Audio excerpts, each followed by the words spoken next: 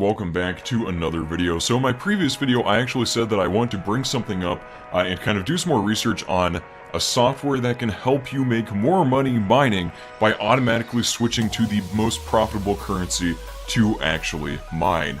Now, unfortunately, many of these softwares are more widely available, much more widely available, for video card-based mining systems that run off of a PC running Windows, Linux, etc., then they are available for ASIC miners. So unfortunately, if you're using ASIC miners, it might be a little bit more difficult to actually auto-switch to the most profitable currency, but there are programs out there, I believe, that actually allow that also, which I will be researching in the future. I just want to present this because I am slightly more familiar with the program that I'll be talking about today, which can be used, actually, to switch between the most profitable currencies in a certain section of currency mining algorithms, okay? So, the program is actually called Revo Switcher. Now, Revo Switcher essentially switches your mining hardware over to the most profitable currency at the time, okay? So essentially you let this run, you kind of parse it in with your mining script. It's not really all that complicated to do, and I'm sure there are videos on how to do it online, and then it essentially switches you to the most profitable currency whenever you might be mining. Unfortunately, it doesn't include kind of more mainstream script currencies. It mainly works with the following algorithms. In fact, it exclusively works with the following algorithms.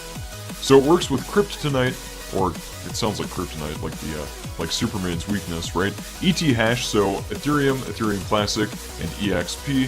Equihash, so ZEC and ZCH. Grostal, Myriad Grostal, Lyra2 RE2, Neoscript, and Skyne. Okay, so it doesn't necessarily work with all of the currencies that you might be trying to mine. However, if you're someone that mines even Ethereum and Ethereum Classic and you want to make sure that you're always mining the most profitable currency, this can still be greatly beneficial. Now let me talk about why, okay?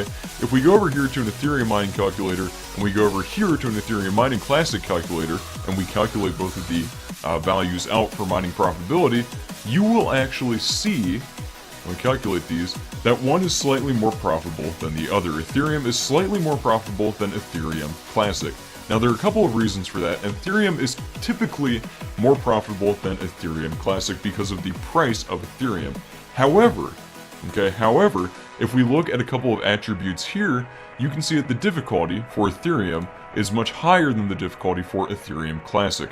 The block reward is also one coin lower, which actually does make a big difference, and that's substantial, okay? That is substantial. So that kind of makes up for the lack of a high price of Ethereum Classic, which can, of course, change in the future. So if you're mining Ethereum, and you want to make sure that you're constantly staying on top, and you're able to switch between these two currencies basically on a whim without really paying too much attention, a program like Revo Switcher is extremely important, and it'll really help you stay on top, okay?